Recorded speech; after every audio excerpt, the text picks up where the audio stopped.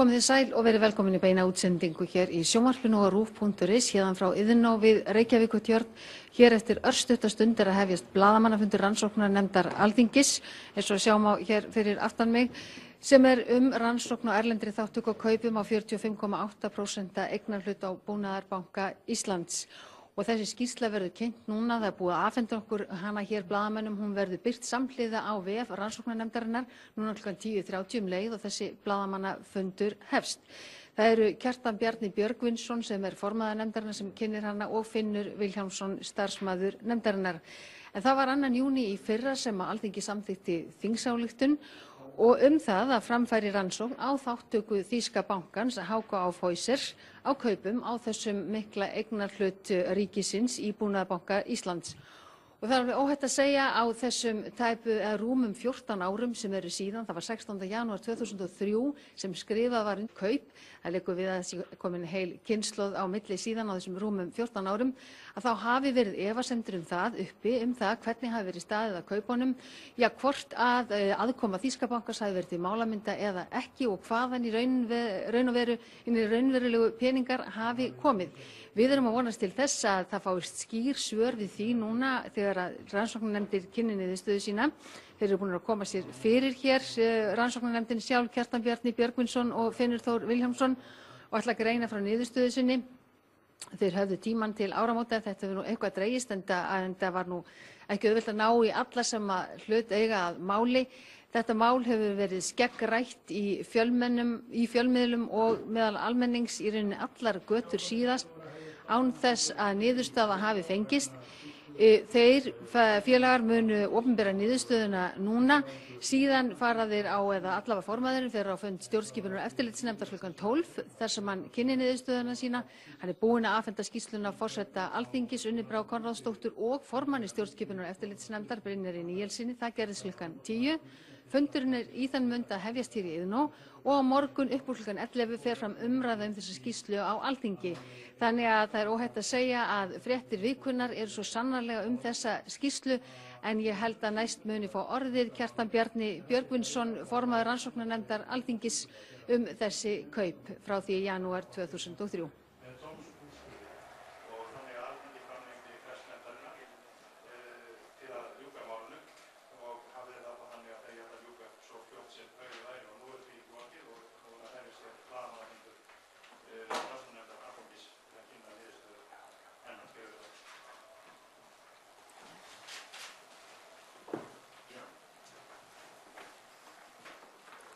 Komið margblessuð og sæl og velkomin á þennan fréttamannafund.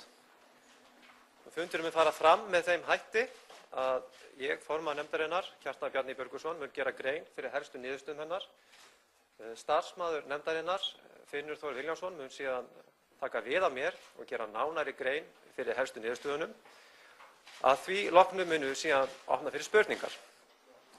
Eins og fram hefur komið þá má segja að þessi skýrsla sem kynnt hér í dag hafi verið 14 ár í bígerð og í ljósi þess langa tíma sem liðinn sem hefur verið notað til þess að skeggræða og velta vöngum yfir því hvað raunverulega gerðist í tengslu við einkavæðingu Búnaðarbankans og hver þátttaka þýska bankans HKA var í reynd við þá einkavæðingu. Það er ekki eftir neinu að bíða og við vindum okkur því beint í niðurstöðunar. Niðurstöður rannsóknarnefndar Alþingis sem kynntar eru í skýrslu nefndarinnar í dag eru þær að stjórnvöld, fjölmiðlar og almenningur hafi verið blekkt þátt HKA í einkavæðingu Búnaðarbankans. Það er skýr niðurstaða nefndarinnar að HKA var aldrei fjárfestir í Búnaðarbankanum. Í því fólst að þýski bankinn fór ekki með raunverulegt eignarhald í Eglu hf. Sérstöku eignarhaldsfélagi hlutinn sem íslenska ríkið seldi í Búnaðarbankanum. Það er líka niðurstaða nefndarinnar að þessari blekkingu hafi verið komið fram með þeim hætti að hópur manna notaði leynilega baksamninga til að koma raunverulega eignarhaldi Eglu hf. Í aflandsfélag. Aflandsfélagið sem ræðir bar heitið Welling & Partners og var skráð á Tortóla á bresku Jómfrúareyjum. Það var Kaupþing Luxembourg SA sem útvegaði félagið Velling, en Velling hafði síðan reikning hjá þýska bankanum Hauck & Aufhäuser. Velling & Partners, félagið sem ræðir, fékk rúmlega 100 milljónir bandaríkjadala inn á bankareikning hjá Hauck & Aufhäuser vegna leynisamningana sem ræðir. Þar af runnu 57,5 milljónir bandaríkjadala til aflandsfélagsins Marine Choice Limited, sem var stofnað af panamísku lögmannsstofunni Mossack Fonseca og skráð á Tortóla.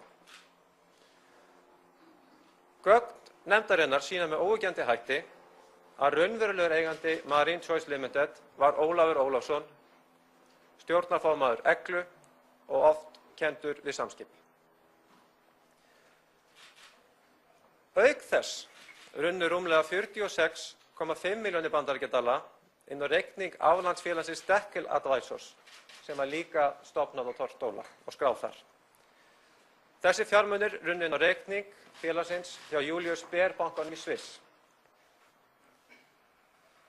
Nefndin hefur ekki óyggjandi upplýsingar hverjir áttu Deckel eða nutu hagsbóta af þeim fjármunum sem lagðir voru inn á reikning félagsins, en telur þó engu að síður nokkra aðila líklegri en aðra í því skyni.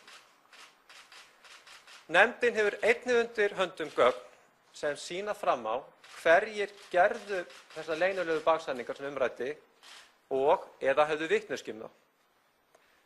Baksetningarnir voru undirbúnir og gengið frá þeim í janúar 2003 í þríhliða samstarfi, fyrsta lagi Hauck & Aufhäuser, í öðru lagi Kaupþings HF og Kaupþing Bank Luxemburg og í þriðja lagi manna sem sinntu því verkefni af hálfu og í þágu Ólafs Ólafssonar. Fyrir Ólaf Ólafsson kom að verkefninu Guðmundur Hjaltason, framkvæmdastjóri hjá Eglu HF og framkvæmdastjóri hjá Samskipum, en auk hans kom að málinu Ralf Darpe og Mikael Sauter, starfsmenn franska bankans Société Générale. Hjá Kaupþingi HF kom að málinu Hreiðar Már Sigurðsson, þá aðstoðarforstjóri bankans, Steingrímur Kárason, yfirmaður áhættustýringar, Bjarki Diego, lögfræðingur í bankanum, Magnús Guðmundsson, framkvæmdastjóri Kaupþing Luxemburg, Kristín Pétursdóttir, forstöðumaður fjárstýringar Kaupþings og Eggert J. Hilmarsson, lögfræðingur hjá Kaupþing Luxemburg. Auk þeirra kom Karim van den Ende, lögmaður hjá KVAF Associates SA í Luxemburg, að málinu en hann var fenginn til starfans af hálfu Kaupþings. Hjá Hauck & Aufhäuser kom að samningunum Peter Gatti, framkvæmdastjóri og meðeigandi, sem sá sem skrifaði undir kaupsamning við ríkið fyrir hönd bankans. Auk hans kom að málinu Martin Seil, forstöðumaður lögfræðisviðs bankans, síðar þingmaður í Þýskalandi og ráðherra í ríkisstjórn Bæjaralands. Rétt að taka fram að nefndin fann engin gögn sem bentu til þess að aðrir innan S-hópsins hafi vitað með baksamningana, þannig hún treysti sér til að fullyrða það með óyggjandi hætti. Þá fann nefndin auk þess engin gögn sem benda til að ráðherrar eða starfsfólk stjórnarráðsins hafi haft nokkra vitneskju baksamningana. Þeim blekkingum var beitt í málinu að stjórnvöld voru látin halda að Hauck & Aufhäuser væri fjárfestir. Sömu mynd var haldið fram gagnvart fjölmiðlum og almenningi. Í því fólst meðal annars að ítrekað voru bornar tilbaka eða vísað á bug fréttum í fjölmiðlum að Hauck & Aufhäuser væri leppur fyrir aðra aðila. Í bréfi lögmanns S-hópsins til Fjármálaeftirlitsins 17. febrúar 2003 enn fremur fullyrt að umbjóðendum hans sé ekki kunnugt að í gildi séu samningar milli annar en umsækjenda ráðstöfun hluta í Búnaðarbanka Íslands, það hvernig beita skuli atkvæðisrétti eða nokkuð það sem varðar eignarhald og þann rétt og þær skyldur sem slíkt eignarhald veitir. Auk þess var í sama bréfi fullyrt að samkvæmt upplýsingum Hauck & Aufhäuser ætlaði bankinn að fjármagna kaupið með eigin fé, það nota óbundna fjármuni til fjárfestinga. Niðurstöður nefndarinnar byggja á umfangsmiklum og ítarlegum gögnum. Þar á meðal eru nokkur þúsund síður á skriflegum gögnum, meðal annars tölvupóstsamskiptum þeirra sem stóð að gerð baksamninganna og höfðu vitneskju það. Einnig liggja fyrir í gögnum nefndarinnar afrit af umræddum baksamningum og mismunandi drögum sem gerð voru að þeim. Það hefur nefndin undir höndum samskipti starfsmanna Société Générale við Ólaf Ólafsson og Hreiðar Má Sigurðsson. Einnig hefur nefndin upplýsingar millifærslur inn á bankareikninga, erlenda bankareikninga, þeirra aflandsfélaga sem er getið í skýrslunni og fyrirmæla greiðslu. Þá fékk nefndin upplýsingar frá fyrrverandi meðeiganda í Hauck & Aufhäuser það hver raunveruleg aðkoma bankans hefði verið. Að því snertir málsmeðferð nefndarinnar þá voru 4 vitni leidd fyrir dómstóla. 2 þeirra, Ólafur Ólafsson og Guðmundur Hjaltason, töldu sér meðal annars ekki skylt að koma fyrir rannsóknarnefndina og svara spurningum nema þeim væru kynnt gögn fyrirfram og hvað nefndin ætlaði að spyrja þau. Þessi atriði voru öll borin undir dómstóla en málatilbúnaði þessara 2 vitna var hafnað með dómum Hæstaréttar 17. janúar 2017. Nú ger ég Finnur Þór Vilhjálmssyni starfsmannanefndarinnar orðið.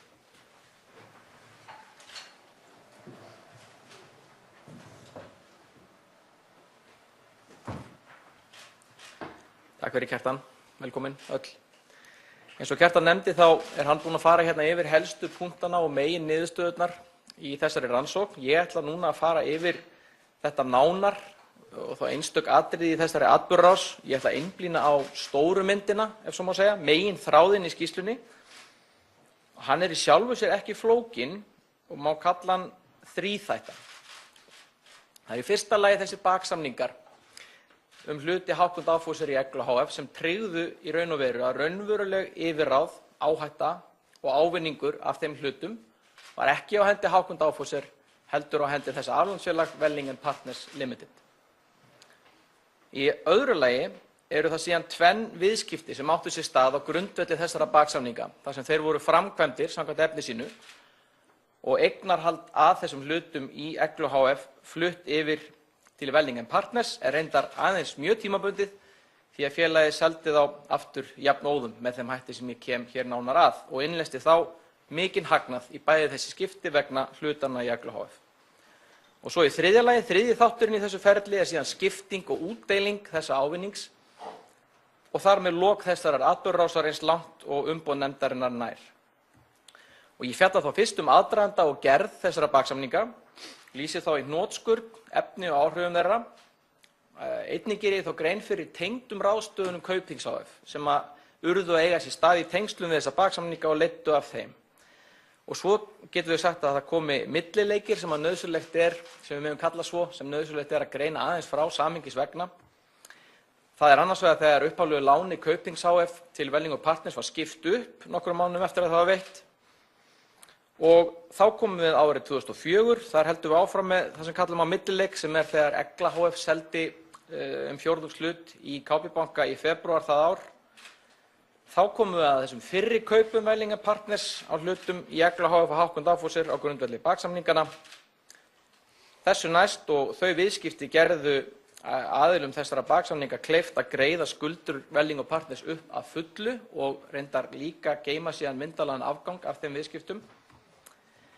2005 síðan helsti áfanginn síðari kaup Welling & Partners á hlutum í Eglu hf. Og Hauck & Aufhäuser á grundvelli þessara baksamninga.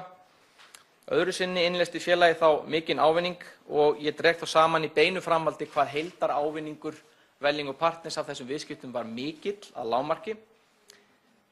Þá á árinu 2005 eru síðan vikið örstutt að ráðstöfunum sem Kaupþing Bank Luxembourg vann á árinu 2005 til að undirbúa skiptingu þessa hagnaðar og lýsir svo loks útdeilingu þessa hagnaðar í ársbyrjun 2006, annars vegar með greiðslu frá Welling & Partners til Deckel Advisors Limited og hins vegar greiðslu frá Welling & Partners til Marine Choice Limited. Þar með mun ég ljúka yfirferðinni og í kjölfarið ætti að gefast færi á spurningum. Ég vildi gefa ykkur þetta yfirlit fyrst yfir svona það sem ég að fara að tala Aðdragandi baksamningana. Það fjallaði hann í kafla 5.3 í skýrslunni sem þið hafið fengið afhent og birt á netinu. Það rétt að segja að hvatamaðurinn og leiðtogi í kaupum S-hópsins á hlutum í Búnaðarbankanum var Ólafur Ólafsson. Og hann hafði þar á meðal umsjón með öllu sem varðaði aðkomu erlendrar fjármálastofnunar að þessum viðskiptum. Eins og Kjartan kom inn á þá er ekkert sem bendir til að aðrir úr S-hópnum hafi átt þátt í eða vitað af baksamningunum. Kristján Loftsson, Margeir Daníelsson og Finnur Ingólfsson gáfu allir skýrslur fyrir rannsóknarnefndinni, neituðu allir að hafa haft vitneskju að aðkoma Haakon Dagfosser hefði verið með öðrum hætti heldur en kynnt var íslenskum stjórnvöldum og sagt var frá opinberlega.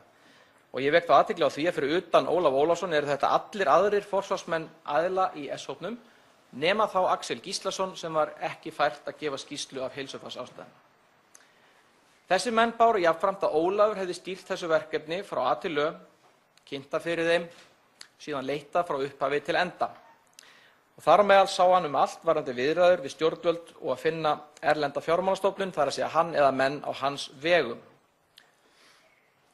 Og gögn rannsóknarnefndarinnar í samræmi við þetta, annars vegar varðandi forystu Ólafs í þessu verkefni og hins vegar hefur ekkert komið fram sem bendir til að aðrir hafi haft vitneskju að tekið þátt í þessu.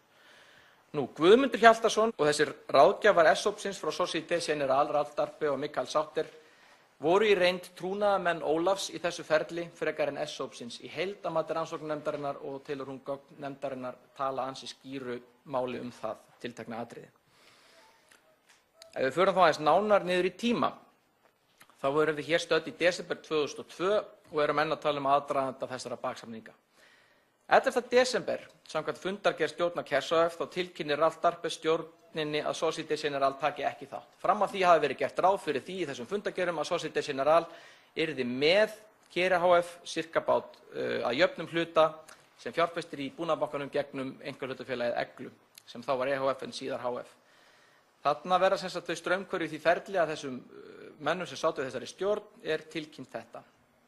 13. desember fer Ólafur Ólafsson með Finni Ingólfssyni og ónefndum ráðgjafa S-hópsins til fundar í formi framkvæmdanefndar um einkavæðingu og biður frestun á undirskrift kaupsamning fram í janúar. Ástæðan sem uppgefin var sú að lengri tíma þyrfti fyrir áreiðanleikakönnun og aftur væri endanleg útgáfa hennar skilyrði fyrir því að draga erlendan aðila að samningaborðinu eins og það var sagt. Þetta samkvæmt fundargerð FME þetta. Það verður ekkert frekar komið fram þetta tiltekna atriði við rannsókn nefndarinnar en heldur ekkert sem gefur tilefni til að draga þetta í efa, þessa samtíma heimild. Og hér á þessu stigi má segja að gögn sem fram komu við rannsókn nefndarinnar taki að fylla upp í þessa mynd. 17. desember liggur fyrir tölvupóstur þessa Ralf Darpe til Ólafs Ólafssonar. Þar eru bókaðir fundir með þýskum bankamönnum í Frankfurt, annar með Peter Gatti og Martin Zeil hjá Haakon Dagfosser. Og þar kemur meðal annars þetta fram. Let us know if we should book the hotel for you and the Puffin or if we can organize anything else for you. Og viðurnefni Puffin tók til Kaupþings hf. Það fullljóst af gögnum rannsóknarnefndarinnar, mörgum og margvíslegum sem að nákvæmlega lýst í þessari skýrslu. Þarna höfum við sem sagt eitt gagn sem að sýnir aðkomu Kaupþings að þessu ferli. Hún allavega hafin þarna eða ráðagerðir hana. Þessu næst vitum við ekkert gang mála fyrir í sirka bát 3 vikur þarna yfir hátíðirnar. Þar til 7. janúar, og þetta eru opinber gögn, eða í raun og veru fundargerðir framkvæmdanefndar um einkavæðingu, þá tilkynnir Ólafur Ólafsson formanni framkvæmdanefndar um einkavæðingu að samningar við erlenda fjármálastofnun séu langt komnir. Ótilgreindir samningar, ótilgreind erlend fjármálastofnun. Og 10. janúar tilkynnir Ólafur síðan stjórn KERS hf. Aftur samkvæmt fundargerð stjórnarinnar að Haakon Dagfosser komi að Eglu hf. Í þessu máli og að Martin Zeil lögmaður bankans sé á landinu að yfirfara og skoða drög að skjölum. Og þetta í fyrsta sinn sem við sjáum nafn Haakon Dagfosser í þessum fundargerðum KERS hf. Sem eru svona þau gögn, skjallegu gögn sem að náka lengst aftur þetta atriði. Og fyrstu drög baksamningana í gögnum nefndarinnar eru síðan frá þessum sama degi, 10. janúar 2003. Þá kem ég að baksamningunum. Efni baksamningana í hnotskurn, ég ætla bara að setja alla þessar punta hérna niður. Þeir eru á milli Haakon Dagfosser og þessa aflandsfélags Welling & Partners Limited. Og Kaupþing hf. Eða Kaupþing Bank Luxemburg, það engin ástæða hér til að gera eitthvað greinamun á þessu móðurfélaginu og dótturfélaginu. Það stóð á bak við Welling & Partners þá og síðar. Þetta eru 2 nátengdir og óaðskiljanlegir samningar, sögðu það sjálfir og svo leiðir það líka beint af efnið þeirra. Annars vegar söluréttarsamningur eða Put Option Agreement, hins vegar veð- og tryggingasamningur eða Pledge and Security Agreement. Þeir voru samdir og fullkláraðir með leynd frá 10. til 15. janúar 2003. Það kom fram hérna í upphafi hverju voru þar einkum að verki og ég vísa þá til þess og einnig í hvers þágu var unnið.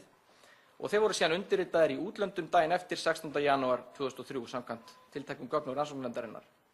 Og efni þeirra var í hnotskurn það og fól í sér að eignarhald Hauck & Aufhäuser á hlutunum í Eglu hf. Og þar með fjárfesting þýska bankans í Búnaðarbankanum var ekki nema að nafninu til og til málamynda.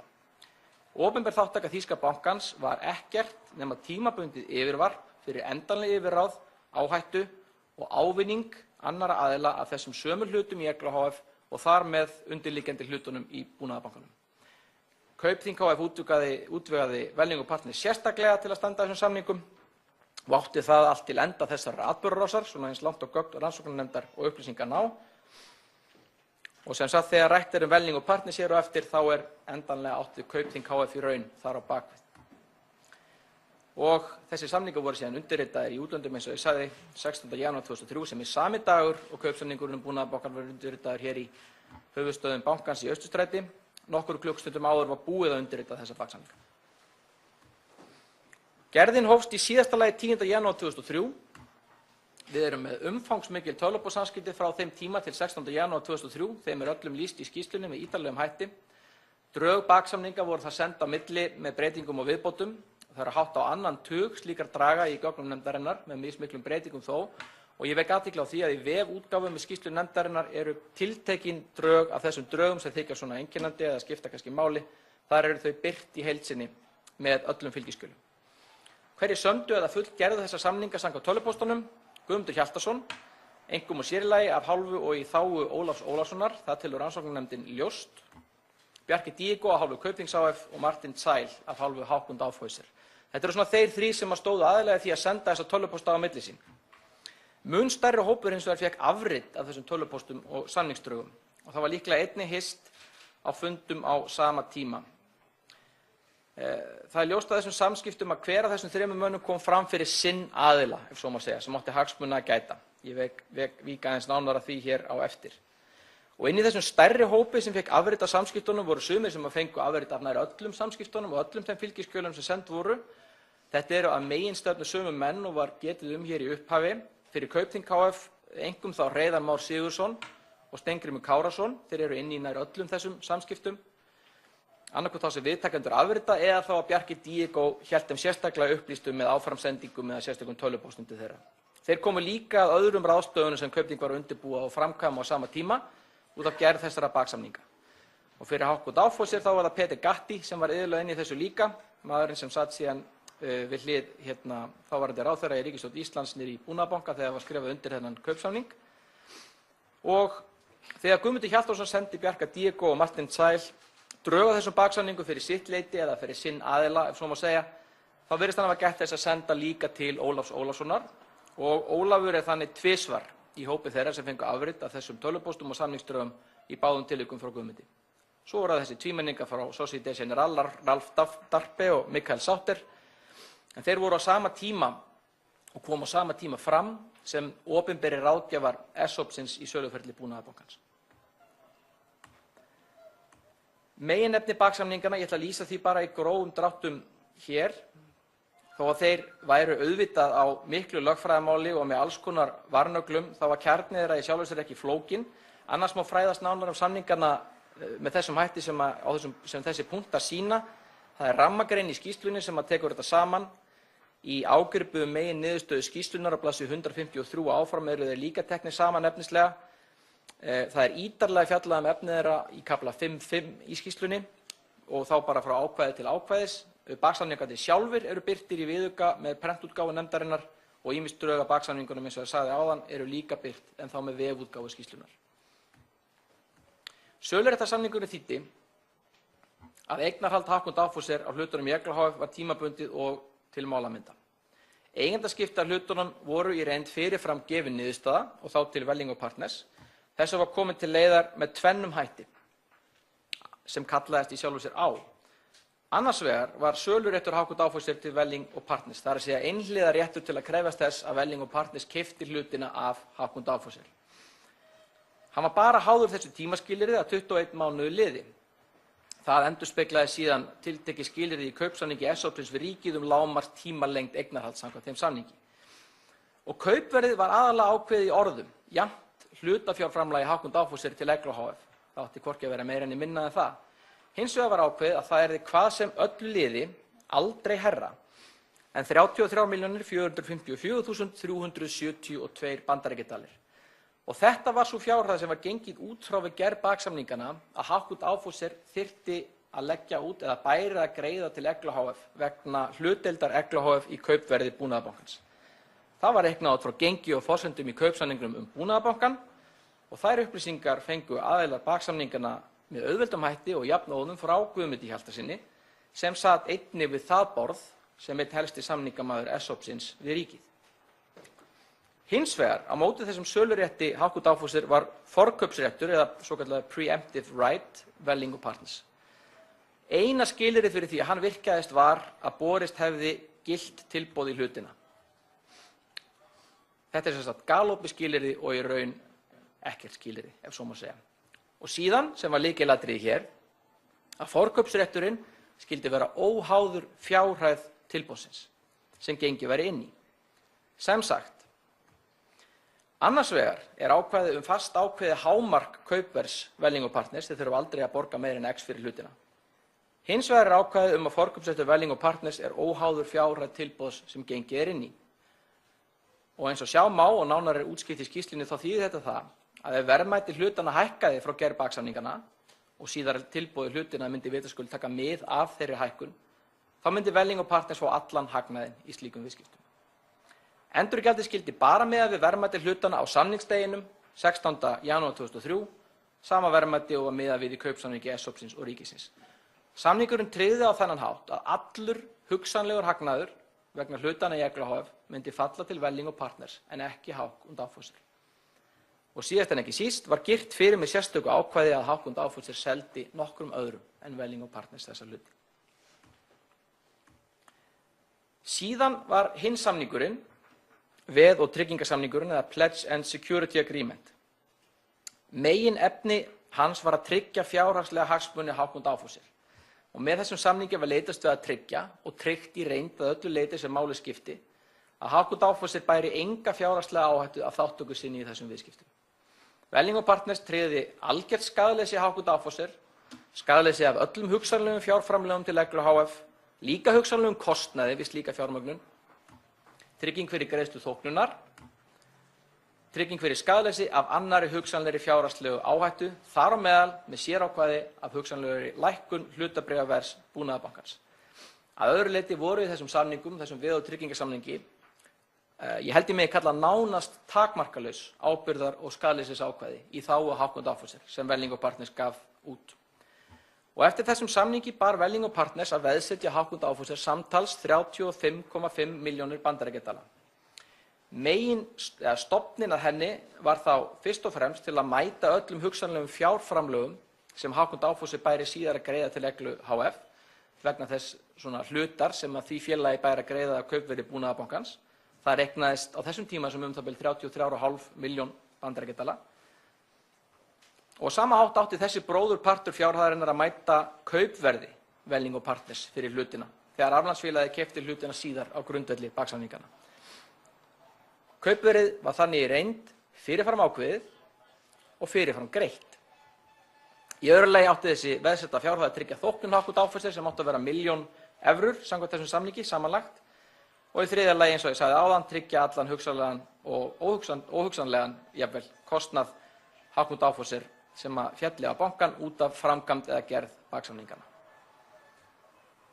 Og ég kem að því núna hér næst á eftir hvernig þessi fjárhæð var síðan greidd til Hauck & Aufhäuser.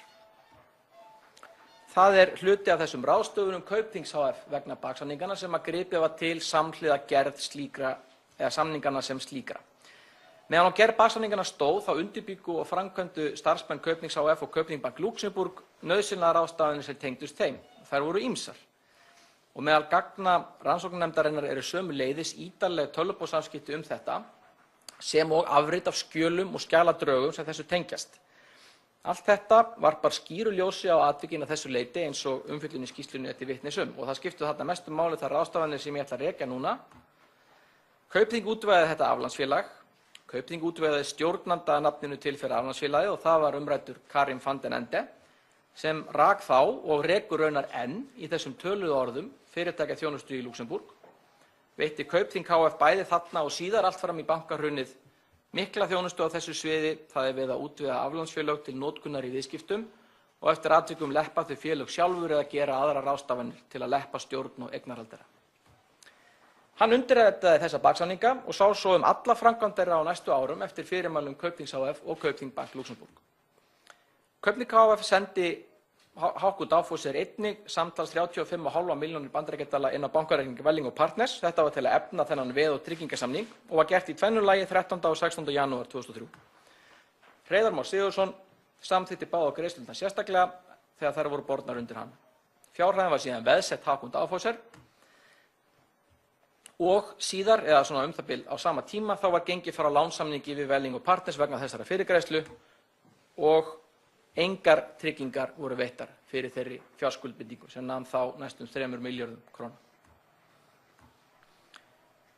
Í síðasta lagi og síðast en ekki síst þá gekk Kaupþing hf. Frá samkomulagi hagnaðarskiptingu milli Welling & Partners og annars aflandsfélags sem hét Serafin Shipping Corp. Raunverulegur eigandi Serafin var Ólafur Ólafsson. Félagið var hýst hjá Kaupþing Bank Luxembourg og samkomulagið kvað á að aðilar þess myndu skipta með sér til helminga nettóhagnaði en ekki neinu tapi af hugsanlegri fjárfestingu í hlutum í Eglu hf. Welling & Partners myndi greiða Serafin Shipping Corp helming þess nettóhagnaðar sem yrði af slíkum viðskiptum. Síðar kom reyndar annað aflandsfélag Ólafs Ólafssonar í stað Serafin þegar þetta var endanlega framkvæmt. Það hét Marine Choice Limited en ég fer nánari við það hér á eftir. Báðir baksamningarnir voru undirritaðir fyrir hluta dags 16. janúar í útlöndum. Þar með undirritaðir á undan kaupsamningnum Búnaðarbankann, einhverjum klukkstundum áður. Martin Sæl undirritaði þá, auk annars manns fyrir Hauck & Aufhäuser, á meðan félagi hans Peter Gatti sat hérna í Búnaðarbankanum með Valgerði og Geir og Ólaf Ólafssoni. Karin van den Ende undirritaði samningana fyrir Welling & Partners. Og staðan á þessum tímapunkti þá sú að baksamningarnir í gildi, réttur Welling & Partners til hlutanna í Eglu hf. Tryggður og það búið að ákveða skiptingu ávinnings. Og ég dróð þetta nú bara saman baksamningana og tengda gerninga á þessum tíma. Staðan þessi, Hauck & Aufhäuser leggur ekkert fram í reynd, getur engu tapað, getur ekkert grætt, fær þóknun. Kaupþing hf. Eða Kaupþing Bank Luxembourg gegnum Welling & Partners fjármagnar allt í reynd, tekur alla áhættu og á helming hugsanlegs nettóhagnaðar. Ólafur Ólafsson gegnum Serafin Shipping Corp, síðar Marine Choice Limited og hagnaðarskiptingasamning leggur ekkert fram, getur engu tapað á helming hugsanlegs nettóhagnaðar. Síðan koma þessi millileikir sem ég var að tala sem ég ætla að hlaupa yfir í nokkrum snarheitum áður en við ljúkum eða höldum áfram með þennan megin þráð. Upphaflegt lánið frá Kaupþingi hf. Þarna fjárhæðin 35,5 milljónir eins og ég nefndi. Því síðan skipt upp með nýjum lánasamningum í mars og apríl 2003. Það brotið upp í fleiri og lægri lán. Kaupþing Bank Luxembourg að nafni til gert lánveitandi í hluta þessara lána af því að Kaupþing hf. Ábyrgist alltaf sérstaklega öll slík lán innan gæsalappa dótturfélagsins. Önnur aflandsfélög að hluta til sett sem lántakar og þau síðan látin framlána til Welling & Partners og sömu fjárhæðum og kjörum. En þau eru bara óvirkir milliliðir í þessu skuldasambandi og þau voru svo í eigu enn annars aflandsfélags og þarna kemur Karin van den Ende sem fyrr að málum. Og þetta síðan framkvæmt í reynd af sömu mönnum og tengdust upphaflega gerð baksamningana. Það Eggert Hilmarsinni hjá Kaupþing Bank Luxembourg og Bjarka Diego hjá Kaupþingi hf. Á Íslandi. Fleiri koma þarna reynda við sögu og það nánar rakið í viðkomandi umfjöllun í skýrslunni. Niðurstaðan í raun og veru engin efnisleg. Öll fjárhæðin eftir sem áður útistandandi og á endanlega áhættu Kaupþings hf. Það eru engar fjármagnshreyfingar milli viðkomandi félaga eða bankana. Það eru engar skilmálabreytingar sem máli skiptu. Það engin endurgreiðsla á láninu. Þetta bara formbreyting. Síðan erum við komin fram á árið 2004 og það svona hinn svokallagi millileikurinn sem ég þarf kannski að gera aðeins grein fyrir. Og ég rek þessa sölu af því að söluandvirðinu af þessari sölu síðan ráðstafað í tengslum við viðskipti á grundvelli baksamningana. Þetta gerist það sem sagt að Egla hf. Selur 17,8 milljónir hluta í Kaupþingi Búnaðarbanka hf. Í febrúar 2004. Það það bil 4% hlutur í bankanum, þannig að þetta eru nokkuð stór viðskipti. Selt með milligöngu bankans sjálfs. Og bankinn kaupir endanlega sjálfur beint eða óbeint megni af þessum hlutum. Það 2/3 hluta þessara tæplega 18 milljóna hluta. Og af gögnum rannsóknarnefndar þá má ráða, og ég hef það nú þarna innan gæsalappa, að það átt að selja af hlutum Hauck & Aufhäuser í Eglu hf. Og í fréttatilkynningum þessi viðskipti nú svona í eða því, þó hún sé ekkert rosalega skýr í sjálfu sér. Talaði að Hauck & Aufhäuser sé að minnka við sig í Eglu hf. Og eitthvað svoleiðis. Söluandverðið um 4,7 milljarðar króna og það rennur inn á bankareikning Eglu hf. Hjá Kaupþingi Búnaðarbanka hf. Og þið setja þetta bak við eyrað, ég kem síðar að endanlegri ráðstöfun á þessari fjárhæð. Og þá það fyrri viðskiptin á grundvelli baksamningana sem áttu sér stað í apríl 2004. Þá byrjað að framkvæma þessar samningar samkvæmt efni sínu og endanlegum tilgangi þeirra. Þetta kafli 575 í skýrslu nefndarinnar þar sem ítarlega fjallað þetta frá bréfi til bréfs og orði til orðs, ef svo má segja. Þarna kemur fram tilboð Kers hf. Að fjárhæð 59,7 milljónir bandaríkjadala til Hauck & Aufhäuser í hluti bankans í Eglu hf. Tekur sem sagt til 2/3 hluta af því sem Hauck & Aufhäuser átti í orði kveðnu í þessu félagi. 1/3 stóð síðan eftir. Þetta tilboð í samræmi við ákvæði baksamningana sem ég rakti áðan virkjar forkaupsrétt Welling & Partners. Og Guðmundur Hjaltason sendi Kaupþing Bank Luxembourg afrit tilboðsins þennan sama dag og hann sendi það til Hauck & Aufhäuser í nafni Kers hf. En þar átti tilboðið, þar að segja hjá Kaupþing Bank Luxembourg, auðvitað ekkert erindi nema að koma í gang þessu forkaupsréttarferli baksamningana. Kaupþing Bank Luxembourg fjarstýrði svo Karin van den Ende í að lýsa yfir forkaupsrétti og klára viðskiptin fyrir hönd Welling & Partners. Því nánar lýst í viðkomandi umfjöllun í skýrslu nefndarinnar. Þannig að Welling & Partners felur Hauck & Aufhäuser að taka þessu tilboði Kers hf. Gengur síðan inn í kaupin og kaupir hlutina af Hauck & Aufhäuser á 21,3 milljónir bandaríkjadala sem var hlutfall af þessu kaupverði sem að baksamningarnir kváðu á af því að þessi viðskipti tók ekki til allra hlutana. Þannig að þetta var um það bil 2/3 hlutar af því kaupverði sem hafði verið lagt inn, sem var fyrirfram greitt og handverðsetta innstæðan með einum eða öðrum hætti stendur því straum af þessu kaupverði. Og þá gerist það, og það koma fram fyrirmæli það til Hauck & Aufhäuser frá Welling & Partners að selja þessa hluti jafnskjótt, þetta gerist sem sagt á sama tíma, til Kers hf. Í eigin nafni, en í raun aðeins sem fjárvörsluaðili fyrir Welling & Partners Limited og fyrir reikning og áhættu þess félags. Og það þýðir að allt söluandvirðið rennur til Welling & Partners. Það greitt út til Hauck & Aufhäuser samkvæmt gögnum nefndarinnar með þessu andvirði af sölu Eglu hf. Eða bróðurpartinum af því og leiddi síðan til uppgreiðslu lána og tiltekinna eftirstöðva sem urðu eftir þá. Í skýrslunni aðeins vikið að því að það má finna upplýsingar, til dæmis opinberar upplýsingar á netinu það að Egla hf. En ekki Ker hf. Hafi verið endanlegur eða svona formlegur eða opinber kaupandi í þessu viðskiptum. Það aðeins vikið aðeins í skýrslunni, bara til að nefna, þetta hefur enga efnislega þýðingu fyrir rannsókn nefndarinnar. Það skiptir engu máli hvað þessi opinberi eða formlegi kaupandi var. Það skiptir bara máli hér aðkoma Welling & Partners bak við tjöldin sem raunveruleg seljanda hlutana og þessum naut alls hagnaðar af þessum viðskiptum. Síðan skuldir Welling & Partners greiddar upp þegar þetta garð gengið. Söluandvirðið að fjárhæð 59,7 milljónir bandaríkjadala notað til að borga þær. Og það þá þessar uppskiptu skuldir sem ég lýsti hérna áðan.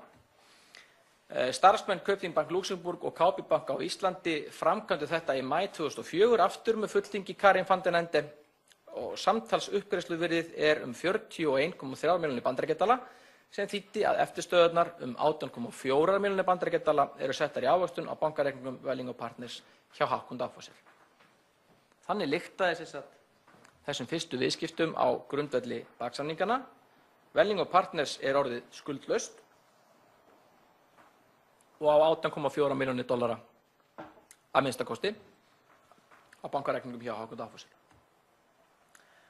Og ég sleppi nú að fjalla nokkur atriði sem talað í skýrslunni einfaldlega því að það hefur ekki þýðingu fyrir þennan megin þráð sem ég reyna að rekja hérna. Ég verð hins vegar að dekka alla áfanga hans, ef svo má segja, en það fer að styttast í þessu hjá mér.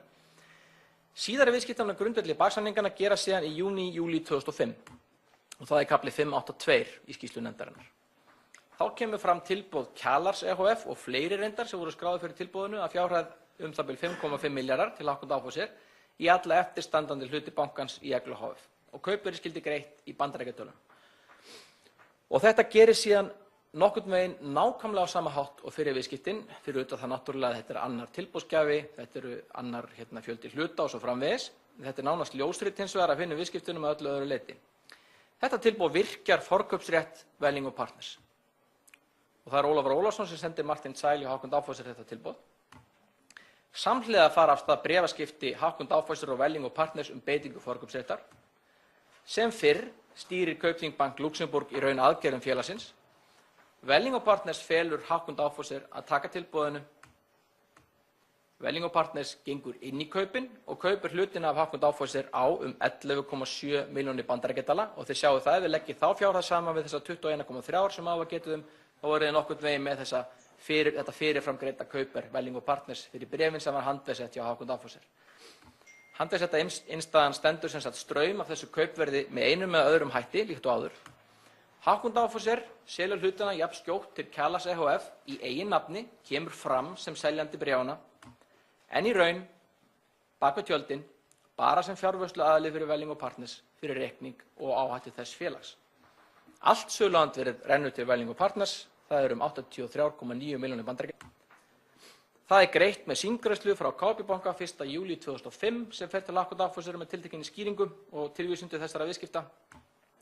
Fjármagnaða fullu með lántöku Kjalas ehf. Hjá Íslandsbanka hf. Og þeim lánaviðskiptum aðeins lýst í skýrslunni af því markið sem tilefni hefur. Nú, þarna búið að framkvæma bæði viðskiptin á grundvelli baksamningana sem að þeir áttu allan tíman að tryggja og þeir höfðu að gema ákvæði sem að kváða það að þeir féllu í raun og veru úr gildi þegar væri búið að framkvæma þessi einindaskipti. Og þá líklega tímabært að gera grein fyrir eða draga saman heildarávinning Welling & Partners af þessum viðskiptum. Og svo ég dragi það saman þarna, gögn rannsóknarnefndarinnar sýna að bankareikningar Welling & Partners runnu þá við þessi tvö viðskipti.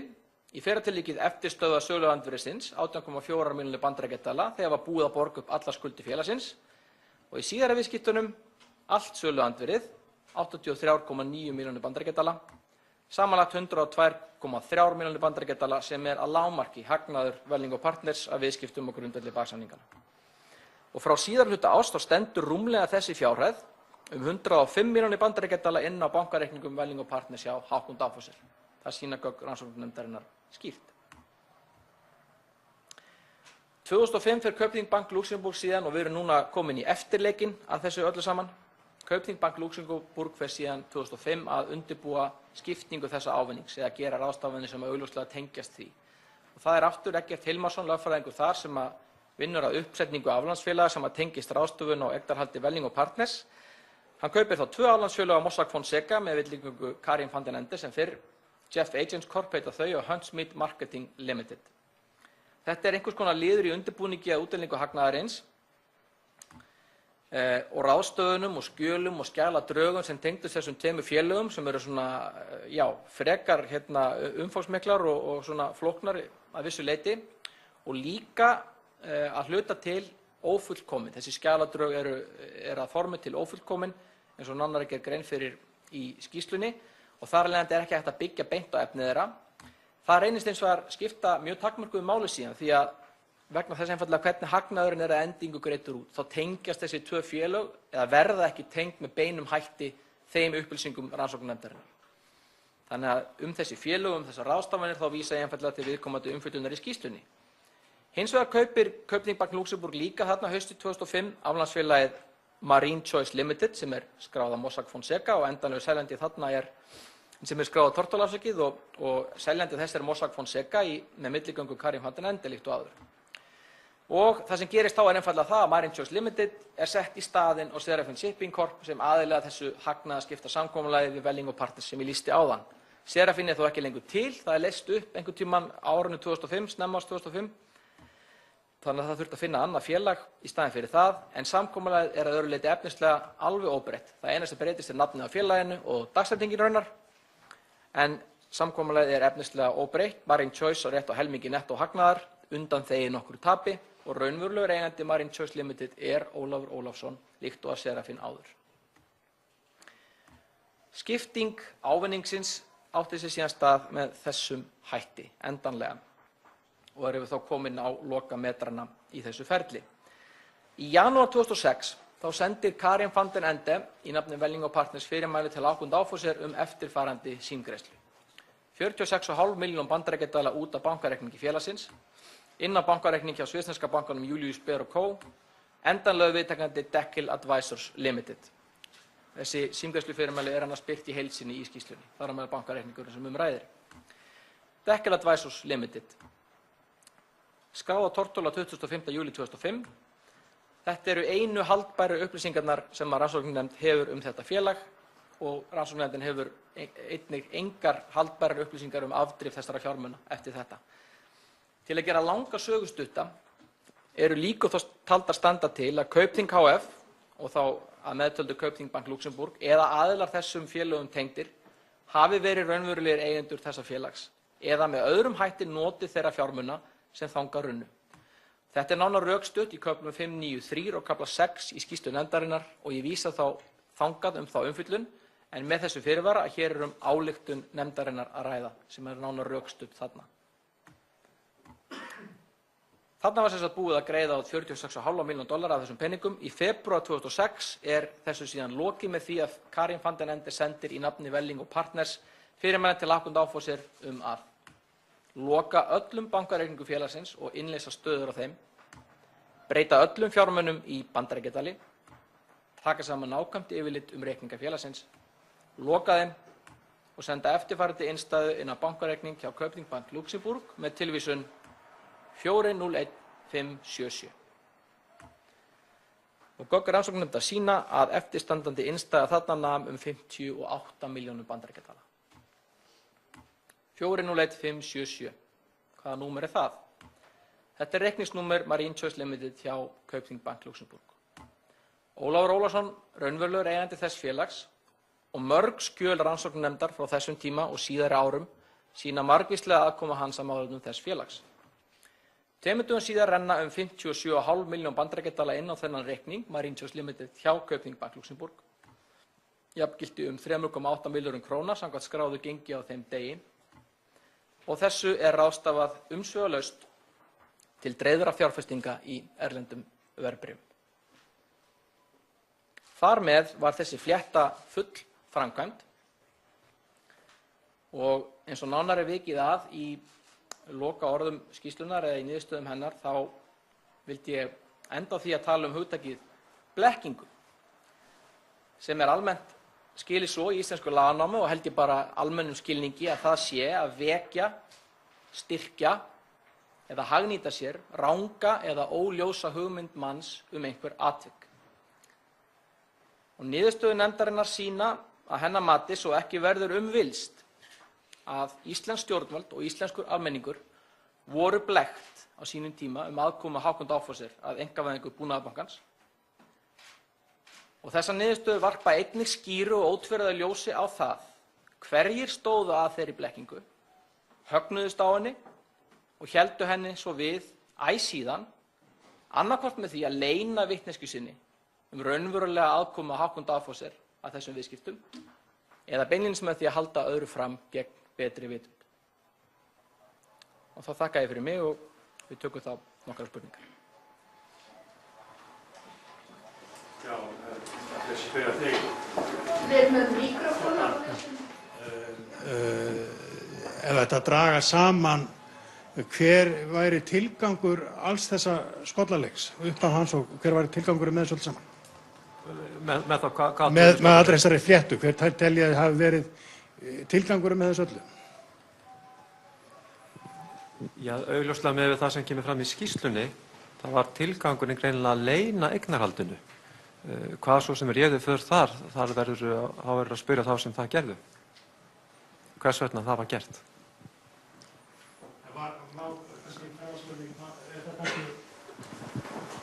Má rekja það kannski til einhverja skilyrða sem voru fyrir sölu bankans á sínum tíma að menn töldu sig þurfa að fara þessa leið eða má ætla að hagnaðarvonin ein hafi ráðið þarna för? Í skýrslu nefndarinnar koma einhver óeigandi niðurstöður það hvers vegna menn fóru þessa leið. Verkefni nefndarinnar var að upplýsa sannleikann í málinu, hvað átti sér stað og nefndin til þess að hafa gert það með vísandi þeirra ítarlegu gagna sem rakin eru í skýrslunni. Hérna það leikur kannski beint við að spyrja ykkur eftir þessa löngu kynningu sem þið eru búin að hafa. Er þetta stærri, flóknari, útsmognari flétta en þið gerðuð ykkur grein fyrir í byrjun þegar þið lögðuð af stað í þessa rannsókn? Svo bara þessi spurt bara hreint út. Já, ég hugsa það, að það hefði verið raunin. Auðvitað er það þannig þegar nefnd leggur í vegferð þessu tagi, þar sem rannsóknarefnið er afmarkað við að rannsaka tiltekinn þátt í einkavæðingunni. Starf þessar nefndar er til dæmis ólíkt nefndarnir sem rannsökuðu hrun stóru viðskiptabankana, sparisjóðanna, Íbúðalánasjóðs, að því umboðið er mjög þröngt afmarkað. Þannig að það er alltaf svo möguleiki að slíka nefndir grípi í tómt.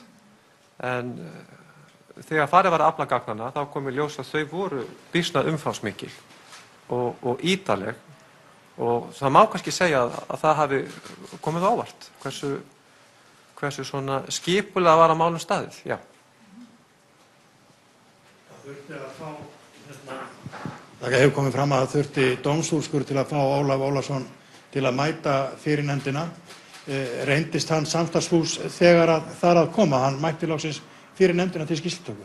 Hann svaraði spurningu nefndarinnar í héraðsdómi. Og voru þau svör þá í samræmi við þau gögn sem þið höfðu í höndum? Já, svör hans voru nú ekki ítarleg, en í því sambandi verður náttúrulega að hafa í huga að það er ansi langt liðið síðan atvik málsins gerðust, og flest vitni sem kom fyrir nefndina gerðu ákveðin fyrirvara minni sitt að því leyti. En sýnist ykkur að þarna hafi átt sér stað eitthvað saknæmt í þessu ferli saman?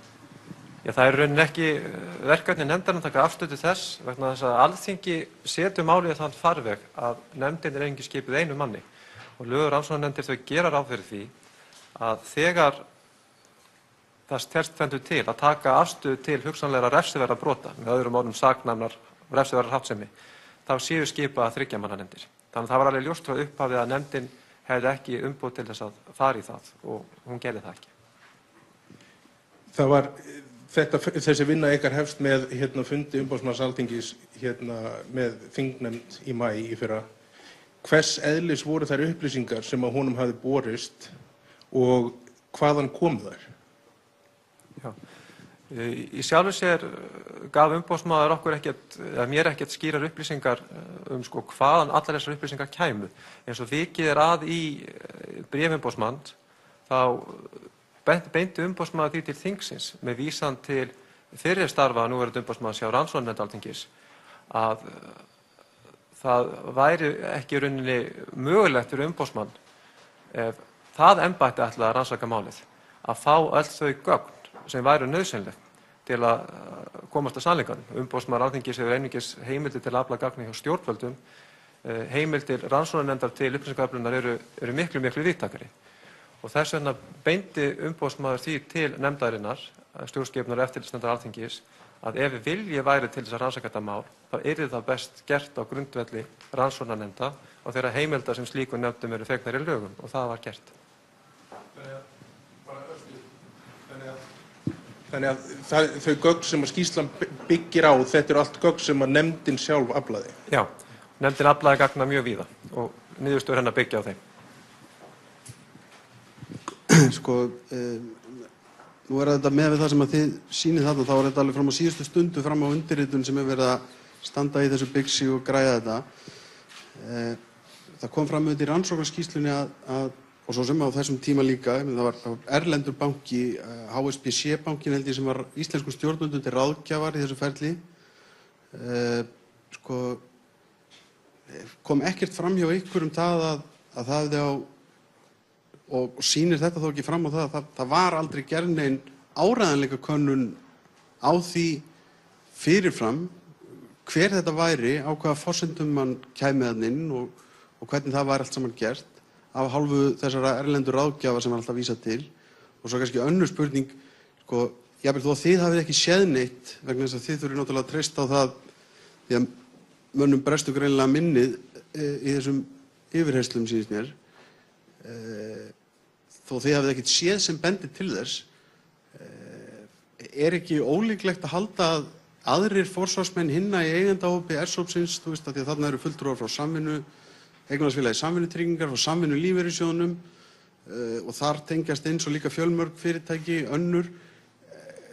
Er ekki út af fyrir sig ólíklegt með hvernig þessi flétta vinnst að þeir hafi ekki vitað af þessu? Svo ég spyr ykkur bara beint. Já, sko, vinnulag nefndarinnar þannig að hún dregur unni bara ályktanir út frá þeim upplýsingum og gögnum sem hún hefur. Þannig að hafi nefndin ekki upplýsingar eða gögn, þá fullir hún ekkert. Og eins og framkom í frásögninni áðan, þá liggja engin gögn fyrir sem benda til þess að aðrir aðilar innan S-hópsins, en þeim sem hér hefur verið greint frá, hafi verið kunnugt þessa baksamninga og rauninni ekkert sem bendir til annars en að þeir hafi verið í góðri trú að Hákon Ágústsson væri þarna fjárfestir. Nú að því varðar spurninguna rauninni hlutverk HSBC og áreiðanleikakannanir við kaupin sjálf, þá liggur auðvitað fyrir að það var rauninni látið viðgangast að fulltrúar S-hópsins létu alltaf uppi frekar svona óljósar upplýsingar aðkomu erlendra aðila. Og það var hugsanlega ekki að afla mjög skýrra og afdráttarlausra svara hvaða stofnanir þetta væru og hvers eðlis sú aðkoma væri í aðdragandanum. En það var skilyrði fyrir því að S-hópurinn var tekinn fram yfir Kaldbak, var að hann var með erlendan eiganda, en það er ekkert sem bendir til þess að menn hafi svo kannað hver þessi erlendi eigandi í raun og veru var. Og tekið þeirra orð fyrir því. Við getum orðað því svo að það ekki verið skilyrði, en það er náttúrulega ljóst að það var grundvallarforsenda fyrir því að S-hópurinn var valinn, já. Það er niðurstaða skýrslunnar. Og því var ekkert fylgt eftir svo þegar þeir fara að draga inn þennan þýska sveitabanka eins og Vilhjálmur Bjarnason kallaði það. Það var bæði í umfjöllunum einkavæðingu bankanna í fyrri rannsóknarskýrslunni, stóru skýrslunni frá 2010, var svolítið fjallað þetta og þá var dregið saman eiginlega þær upplýsingar sem að hægt var að draga saman hvernig þetta starf var unnið og það er þá á grundvelli fyrst og fremst fundargerða framkvæmdanefndar einkavæðingu. Við förum inn í þau gögn aftur, höfum þau líka að því marki sem að tengist þessum tiltekna þræði erlendu fjármálastofnuninni og að því að þú spyrir áreiðanleikakönnun og hvernig var háttað könnun og Hákon Ágústsson og svona, að þá kom það bæði fram í þessari fyrirskýrslu og er síðan tekið upp í okkur líka og fjalla kannski nokkur nánar að þetta gerðist, má segja, með mjög óformlegum hætti. Þetta gerist einhvern veginn þannig að þessum Edward Williams sem starfsmaður HSBC bankans falið að hringja eitthvað símtöl, fá eitthvað bréf, fá eitthvað nánar þetta. Þetta gerist á mjög stuttum tíma, þeir fresta fundi í einhverja klukkutíma til að skoða þetta nánar. Þetta eru bara faktarnir. Þetta gerist einhvern veginn svona, en hins vegar er rannsóknarnefndinni ekki falið að hafa sérstaka skoðun á þessu starfi stjórnvalda í þessu ferli. Í raun og veru bara að leiða fram að því marki sem undir staðreyndir þetta og leggja þær á borðið. Við kunnum alveg að hafa skoðanir á þessu en við ákváðum að hafa þær ekki inn í skýrslunni af því að það samræmdist ekki umboði nefndarinnar. Ef ykkur spyr okkar einhvern tíma seinna þá kannski getum við alveg talað það en þetta er allavega ekki vettvangurinn til að ræða það núna. Og varðandi það sem þú spurðir að með aðra forsvarsmenn S-hópsins að þá náttúrulega eins og Kjartan sagði að þá er nefndin aflar gagna og upplýsinga, lýsir efni þeirra, dregur að því marki sem að þarf ályktanir sem að þurfti reyndar að mjög takmörkuðu leyti í þessari skýrslu því að gögnin eru einfaldlega mjög skýr og ítarleg öll þessi atvik og ályktanir nefndarinnar þessu efni eru einfaldlega orðaðir í samræmi við þessi gögn og þýða það sem að segja, ekkert hefur komið fram að. Það þýðir ekkert annað og meira en það. Það er kannski rétt að bæta því við að þegar spurt vitnisburðina áðan að meginefni þeirra er rakið í fyrsta kafla skýrslunnar. Framhaldi af þingsályktuninni sem er byrjun á þessu öllu saman, gerið þið ykkur tillögur frekari rannsókn á einkavæðingu? Ekki þessar skýrslu, nei. Sýnist ykkur að það sé full ástæða til? Já, það er sjálfsög ekki umboð nefndarinnar að taka afstöðu til slíks. Það verður bara að vera í verkahring Alþingis eins og skipun þessarar nefndar. En miðað við hversu mikið, miðað við lýsingarnar hjá ykkur á því hvernig þessar blekkingar eru framkvæmdar og menn eru að hagnast á því hversu glötuð stjórnsýsla virðist að vera í gangi við það að tjekka þetta allt saman af og hversu bláegir stjórnmálamennirnir hafa verið sem að síðan sátu með þessum gæjum og skrifuðu undir þetta allt saman. Þá ekki alveg, liggur ekki beinast við að það þarf að kanna betur söluna á hinum bankanum líka því að þar liggja líka fyrir upplýsingar það að erlendi ráðgjafahópurinn hafi verið fenginn til þess að breyta kröfulýsingunum á bak við það hver ætti að fá að kaupa þann banka og hvernig mönnum yrði raðað upp að því virðist til þess að aðlaga það tilboði Samson til þess. Ég meina, bara þannig að með reynsluna af þessu fúski, skiljið, hvað finnst ykkur um það? Já, umboð nefndarinnar tekur til þess að rannsaka... Ég veit það, guys, en samt, þú veist, liggur það ekki beinast við að það þarf að gera það? Það var sama fólk sem skrifaði undir þá samninga, sko, á sama tíma. Það verður að spyrja aðra nokkur af því. Við ætlum bara að hafa augun á þessum bolta. Geti dregið það saman fyrir okkur sem kannski erum ekki svona alveg inn í skýrslunni og þó að sé búið að fara mjög vel yfir hana hér.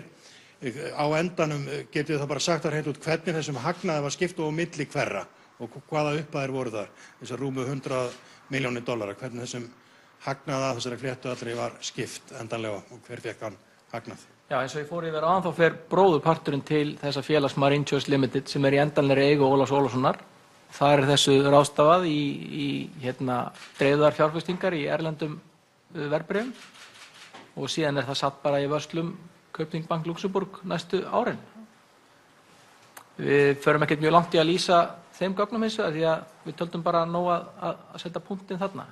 Hitt, þessar $46,5 milljónir sem greiddar út á undan, það nokkuð augljóslega sá hagnaður sem átti að verða eftir í Welling & Partners þegar þetta samkomulag hagnaðarskiptingu hefði verið framkvæmt. Við kunnum ekki sérstakar skýringar á muninum á þessum fjárhæðum.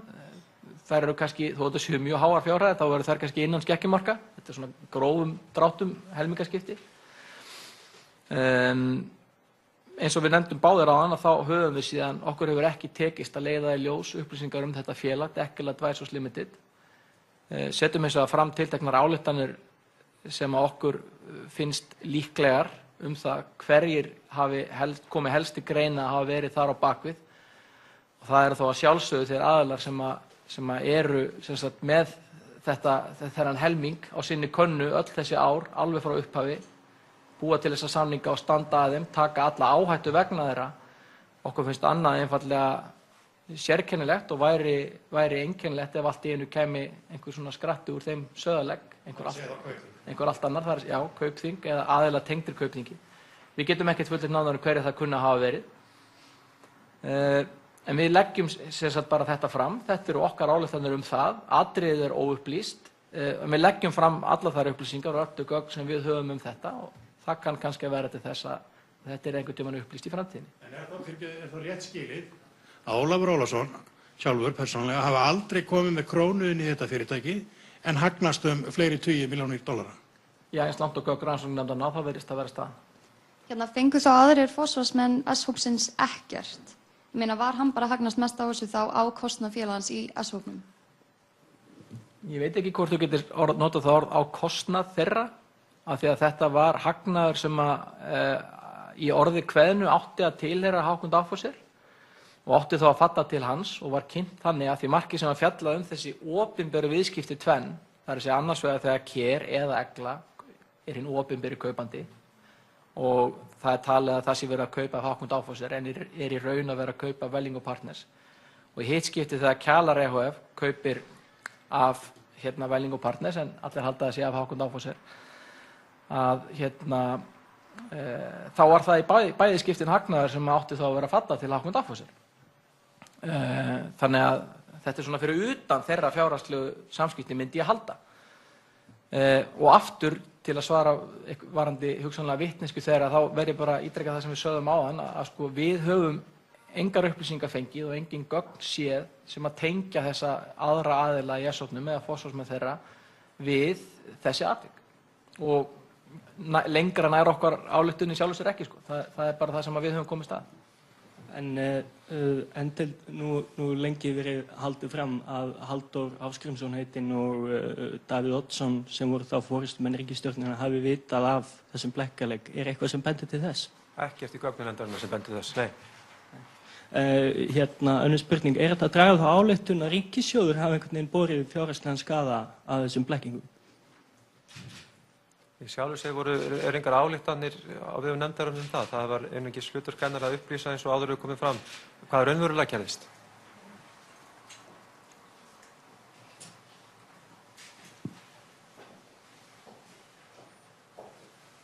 Já, það ekki fleiri spurningar.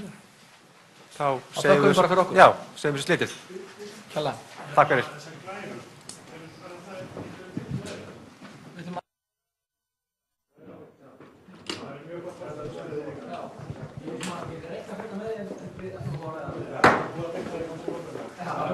Já, og eins og þarna mátti heyra, við erum núna búin að hlusta á í klukkustund á þessum blaðamannafundi hér í Iðnó á rannsóknarnefndina, formanninn og starfsmann nefndarinnar á gríðarlega flókna fléttu sem virðist vera á þessum viðskiptum sem áttu sér stað fyrir rúmum 14, bráðum 15 árum síðan.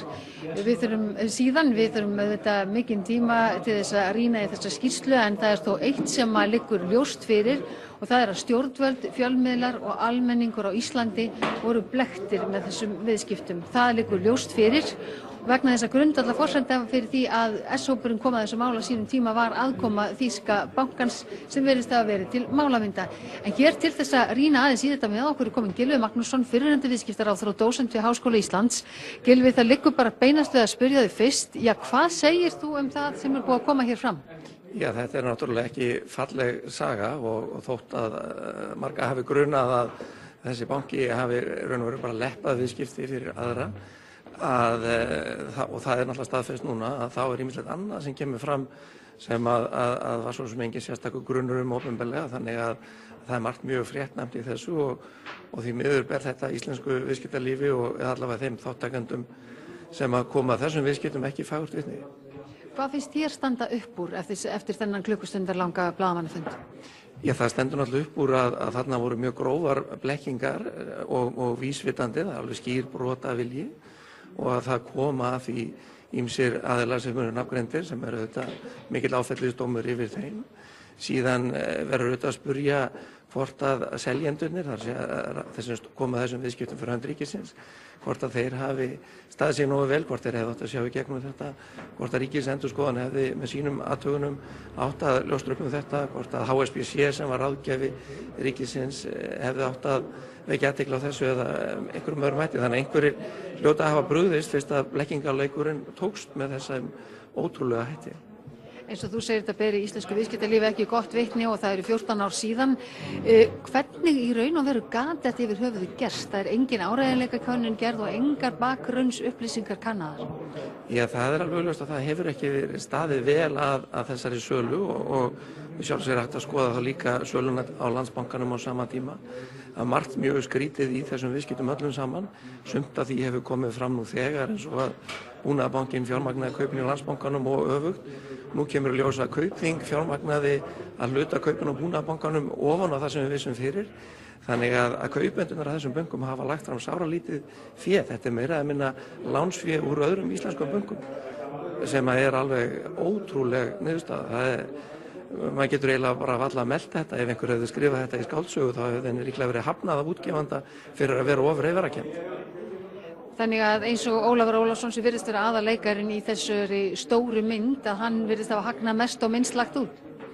Já, það verður þarna verulegur hagnaður sem að virðist renna til hans og svo reyndar líka háar upphæðir sem er óljós hvert runnu.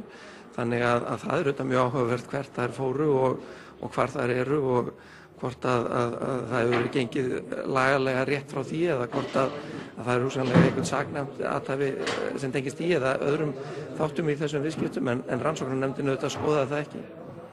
Hvað sýnist þér að geta orðið næstu skref nú þegar þessar upplýsingar liggja fyrir? Já, ég ætla mér svo sem ekkert að segja hvað dómsvaldið eða lögreglan gerir með þetta. Það verður bara komið ljós kannski eitthvað af þessu fyrnt. Við bara hennilega veit að ekki verið ekki sérfróðum þau mál. En mér finnst líka beint við að ljúka núna við allsherjar úttekt á þessar einkavæðingu sem að Alþingi var nú búið að samþykkja að ráðast í fyrir einum 5 árum en hefur ekki verið gert. Það hlýtur að þurfa að gera það núna og þessi skýrsla mun þá auðvitað einfalda þá vinnu því að nú er búið að upplýsa þennan þátt málsins og það er þá færri fletir sem á eftir að varpa ljósi á. Gylfi Magnússon, takk kærlega fyrir það. Við ætlum þar með að segja þessari beinu útsendingu héðan frá Iðnó við Reykjavíkurtjörn lokið þessum klukkustundar langa blaðamannafundi.